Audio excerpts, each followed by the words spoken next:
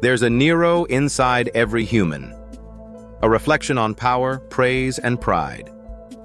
There's a Nero inside every one of us, a shadow not born from hate, but from praise.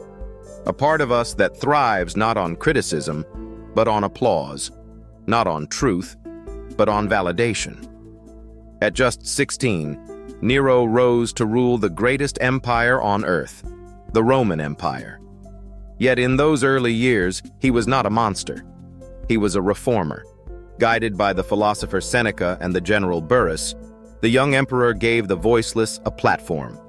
He allowed slaves to file complaints, reduced cruelty, and filled the grand arenas not with blood, but with music, poetry, and theater. Rome, under Nero's early rule, became a celebration of art and justice. For a fleeting moment, the empire breathed fairness. New roads, bridges, and aqueducts rose like veins of progress. Farmers received tax relief, the poor free grain. Even slaves were invited to festivals of culture and intellect. Rome was, for once, united by compassion, not conquest.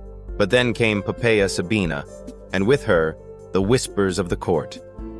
Seneca and Burrus, the voices of wisdom, were silenced. In their place came flatterers who said, "No poet is greater than you. No voice is purer than yours. You are Rome itself." And the boy who once built bridges began to burn them. Nero's reflection shifted from a reformer to a ruler obsessed with his own image. He began believing his legend, the same way modern leaders, celebrities, or influencers sometimes do when surrounded by people who clap but never question. Soon, the emperor who once gave grain to the hungry demanded applause from the full. He left Rome to compete in the Olympics of Greece, not to lead his empire, but to sing, to act, to win medals no one dared deny him. While he performed under bright torches, his empire burned under real flames. They say, to kill a dog, call it mad, and people will stone it.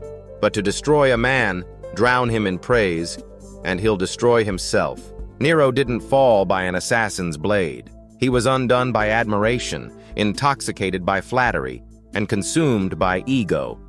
Centuries have passed, but the story repeats. In politics, in business, in art, even in our personal lives.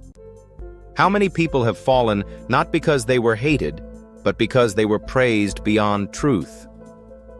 Power still corrupts, but praise corrupts faster. Inside every one of us lies a small Nero, waiting for the comfort of applause that could one day consume our soul. We don't need empires to see tyranny, only mirrors. Be wary not of critics who challenge you, but of cheerleaders who never say no.